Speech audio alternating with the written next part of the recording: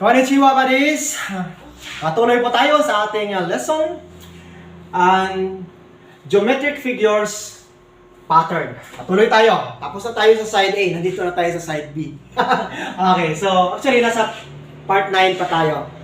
Ang part 10 ay surprise na lang yan. Hindi ko muna sabihin para mayroon akong excitement sa paghihintay nyo. Then, hopefully hindi masayang ang oras nyo sa panonood nito. Ha? Sadihan nyo maigi dahil makatutulong talaga ito sa mga actual exploration. So patuloy tayo. Nalaman natin kung ano ang geometry, kung ano ang isometric viewing, kung ano ang tinatawag natin na perspective viewing or 3D views, 3-dimensional views. Okay. So ngayon patuloy tayo sa mga actual na talaga, no? Doon na tayo sa tinatawag natin na application. Okay? Kanina theory pa lang yun eh. Okay. Dito na tayo sa application. So, application number 1. Yan, dinadrawing ko na eh. Ano to? Ito ang tinatawag natin na flag ng Japan. Okay. So, ito siya dito is white ito eh. Dito, red. Okay. Yan ang flag ng Japan. Anong figure makita mo? Okay? Kung titingnan mo bagis, ang meaning ng yung bilog sa gitna, that is what we call the rising sun. Yan, no? Kaya napaka-importante ng araw. Kita nyo minsan may mga marker na araw, setting sun, rising sun, 8 rays, 16 rays, mayroon pang 32 rays eh, na kinuha din sa compass trigrams. Okay. So ganito na ang application. So, pinakita ko lang na may mga shape sa side or may mga figure talaga, may pattern na katulad nito. No? This is the actual illustration na. Hindi natin sabihin na flag ng Japan yan ha, pero ganito ang figure. Example, ito ha.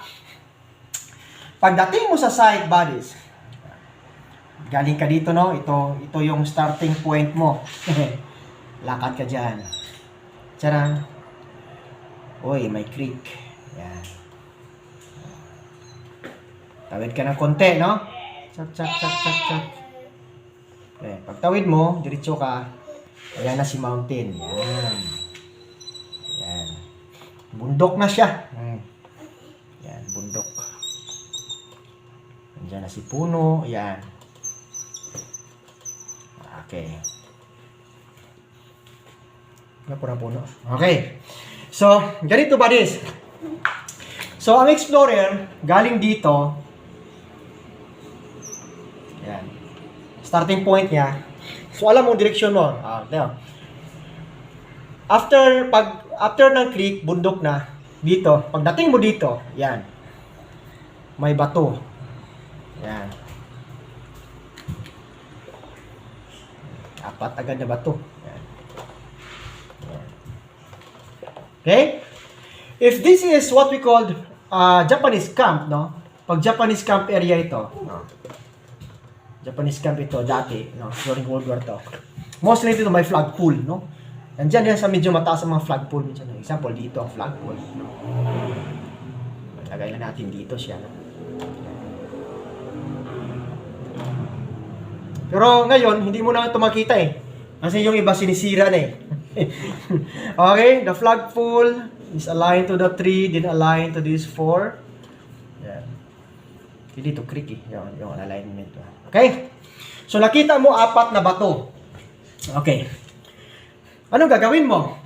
So dito na natin tinatingnan na pagdating mo sa site, tingnan mo kaagad ang mga surface trail marker. Okay. If this stone formation ay naka-fix, hindi movable, try to connect it. Connect it. Ito na tawag natin na geometry. Connect it with the lines. Okay. Nakuha nyo? Anong forma? Rectangle. Amin ako sila ang mutubag. Okay, rectangle. Okay, ipalagay na natin. May pattern kasi ganito eh. Get the intersection. Okay, ganun ang bodies. Okay, intersect. Kita mo na X, oh. Okay. Mostly niyan ay may item dyan sa gitna. Na? Totoo ba yan, Chris? Oo na. Nadaanan na namin yan eh. Yan tinatawag natin na geometric figures pattern. Diba? So in short, ang pattern mo ay nakaganon lang kasimple. Rectangle, then dyan ang item, like the Japanese flag. Kung kunan mo ng degrees, ay napakasimple lang. No? Lagay natin north, south, east, west. Diba? Ito siya, centering. Diba? Centering. This is what we call cross line. Cross line. Okay. Saan ka kukuha ngayon ng centering? Pambira, may bato dyan tol eh. May bato dyan. May bato. May bato. Ayan o. Connect that. That is what we call centering alignment. Ba? So, solve ka na. Dyan pa lang, na pattern, alam mo na saan ang item. Yes, buddies? Ganda no? Isa pa lang yan. Marami pa tayong pag-uusapan. Okay? Delete natin. 6. Okay. So, yan ang unang example. Okay. Delete ka na. Number 2. Tatlo lang, no? Tatlo lang. Okay. Itong tinatawag natin na triangle. Okay. Ang triangle, example, lagay na natin. 10 dito. 10 din dito. 10 din dito. Okay?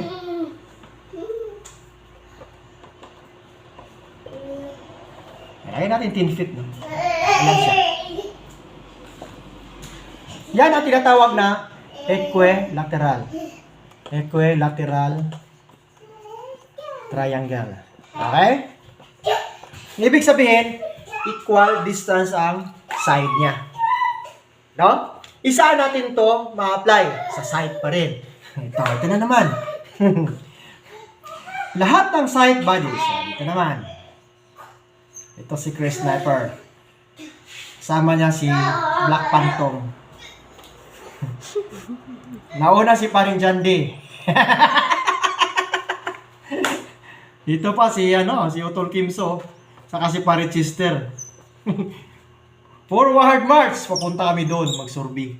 Okay. Pagdating namin sa area, ganito lang area, buddies. Okay. Diretso na, no? Galing sa taas, pababa kami konti. Yan. Pag ano ng bundok pa, plain. Anong tawag na formation nito? Itong tawag natin na Earth element. Earth element mountain. Okay. Okay pa niya? Okay. So, ngayon, pagpunta namin dito, iba na naman setup to. Okay. Pagdating namin dito, Paring Jandi, The Sniper, Black Phantom, Utol Kimso, Paring Chester. Okay. Forward march kami dito. 5. Tcharan! Boom! Pagdating namin dyan, nako, sinalubong kami ng 3 bato na nag-triangle. Ayan. Okay. So ngayon, yan, nag-triangle talaga siya. Okay. Sabi ni pare, Jandi, mamaya na yan, Chris. Mamaya na yan, pre. Pare Chris, mamaya na yan. Lakad kami dito. Yan. Yun na naman. Dito tolo. May magpalit na yung tagbaguan ni Mi. Dito may puno. Old tree talaga, no? Old tree siya. No? Okay. Ay, tiningnan namin doon, no? Ano lang tayo? Medyo top view lang tayo. Diyan siya, oh. Yan. Merong bato dito. Ang bato naman dito, ganun, no? Parang hagdanan, yan. Yan. Pag i-connect mo to, i-connect mo yan. Yan. Pambira, nag-triangle yan. Kita lang. Okay. Okay. So, medyo pa-drop ang bato. Directional. Tinitingnan dito. 10 feet galing dyan. May bato na naman. Nagtra-travel talaga siya. Papunta dyan. Okay. Ano ibig sabihin yan? Buddy. Ito, ganito. Explain ko. Sa lahat ng side bodies na tinatawag natin na surrender na siya. IJA or IGN. camp sa World War II. World War II. Dahulan. Okay. Ay mayroon talagang tinatawag na triangle. Either equilateral or right triangle or 360 pag ganon, or ano pang ibang forma? Pag ganon, taas dito. No, iba-ibang forma ng triangle or pag ganon, basta triangle siya. Bakit? Itong triangle na ito sikreto to buddies ha, pero i-share na lang namin para hindi kayo ignorante. Pag hindi bato ang triangle, puno na nag-triangle, or pag hindi puno, ito, straight natin. Delete na to. Bakit hindi ito na-delete? Sikreto to eh. Okay. Ito na tayo. Nag-usap tayo ng triangle. Pag walang bato na nag-triangle, minsan mayroong puno na nag-triangle. Yan. Kita nyo? Okay. Bakit may triangle? Dahil dyan sila gumagawa na tinawag na ritual. Dyan ang ritual spot. Kaya hindi lahat ng nag-triangle ay may laman sa gitna. Gets, buddies? Hindi lahat ng nag-triangle na kahoy ay may laman sa gitna. Hindi lahat ng bato na nag-triangle ay may laman sa gitna. No? Okay. Ano ang may laman? Ganito, buddies, ang may laman. Ito ha, sikreto to, pero i-share na natin para makatulong. Ang may laman na bato, pag makita kayo ng tatlong bato, kahit anong panghugis niyan, no, na nag-triangle, sukatin mo dyan. Dapat yan ay 1 yard. 1 yard. 1 yard. Or less than 1 yard. Ibig sabihin, hindi siya susubra ng 3 feet ang distansya. Pag makakita kayo nito, example, itong bato na sinusurvey namin ni Parin Jandy, ni Black Phantom, ni Utol Kimso, ni Parin Sister, itong bato na to ay ganito ang setup. Tapos, confirming another triangulation na may puno dito, no? Na naka-align dyan. Then, may bato dito na nakabiring alignment dito sa puno. At ang bato na to, na big boulder marker, ay elemental marker na may literacy or may something earth element na naka-point dito sa tatlong bato, may centering alignment na siya. Ibig sabihin, ang tatlong bato na to, kahit ginagamit pa nila sa ritual, ang bato na to na pariha dito ang setup ay may laman na item direct under sa gitna. Gets? Ibig sabihin, buddies, ang tatlong bato na to, yan, na nag-triangulate, ay hukayin mo. Yan. Ilagay mo siya sa tinatawag natin na kochi. Mouth opening. Ibig sabihin, kunin ang tatlong bato, din gagawa ka ng 5 by 5 square feet na butas. Tanggalin mo tong tatlong bato. Kasi 1 yard na sa'yo, di ba? Pag tanggal mo yan na ang dig site. May item yan sa gitna. Dahil, nasusolve na dito sa tinatawag natin cross line and centering alignment and bearing. 13. Okay. Thank you, buddies. Last na lang. Okay. Yo. Tapos na exploration namin sa Kiyokong. Kiyokong site. Okay. So, pag hindi puno, minsan yan, bundok, old tree, then creek. Nag-triangle pa rin yan, buddies. Ha? May pinagdausan sila ng ritual dyan. Na spot. Okay. Yan ang triangulation method. Okay. Diretso na. Number 3. Ito ang tinatawag na circular pattern. Drawing ba? Okay. Circular pattern. Okay. Pag circle, ay alam na natin, 360 degrees yan. Okay? Okay. Mostly dito, buddies, ay ang item ay sarado dyan sa gitna talaga. Okay? Ano example ito? Ito, nakikita ko to sa lantapan. Kaibigan ko dyan na engineer. Ang site nila, ang history, pababa. Pumunta kaming dalawa eh. Dalawa kami. Engineer. Dili si best friend. Dala. Engineer dyan, Tagalantapan. Okay. So, BFF. Shout out pala kay BFF. Okay. Akyat na konti, bundok. Ang history dati, old road to dito. Dito, ang mga Pinoy, prisoners of war, dinala ng mga Japanese. Tapos may truck na puno-puno ng mga karga. Truck pa to? Yan. Puno-puno ng gold. Tapos, dinala dito. Pinipiringan sila sa mata. Mas alam nila umakyat sila ng konti. So, ito talaga na bundok. Yan. Okay? Ang nangyari ba rin, kitang-kita ko mismo, hinukay na nila eh. Dito na area, okay, mag-ano na time view. Ganon, no? Kawayan, kawayan, kawayan, kawayan, kawayan. Yan. Paikot ba this? Circular formation. Okay, mag-top view tayo ha. Kawayan, kawayan, kawayan, kawayan, kawayan, kawayan, kawayan. Yung, ano talaga, yellow bamboo. Paikot siya eh. Ano? Dito hinukay sa gitna, oh. Ang dami ng markers. Yung labasan ng my heart, anything, lahat ng HTML at lumabas, hindi lang nila naabot. Kasi grabe talaga tigas sa kabul. Tinatawag na filestone layering. No? Exactly siya. Sa pag-operation na lang. Pag filestone bodies, mga bato ang tinabon. Diyan mismo. Din dito sa unahan niya, yun yung sinasabi ko na bato na may sunset, no? Yan. Yun may dalawang ganun, no? Dalawang rays. Yan. Dito, dinukot ang tinatawag natin na QD. Sa bato, dyan lang. Naunahan ng mga ninja. Okay? Dyan ang quick deposit nakuha. Pag survey namin ito, ang ganda. Lahat ng coordinates niya, sapul eh. Ikot ka. Naka-kompleto ang setup. Naka-scatter deposit, multiple deposit. Dahil kinampuhan nga to eh. Dati ng mga Japanese. Okay, yan bodies ang tinatawag natin na circular formation. Okay? Okay, tapos na kami ng engineer. Ito tayo. Ito iba naman. Bato. Bato. Bato. Bato. Bato. Okay? Minsan pag ikunik mo, naka-diamond type ka.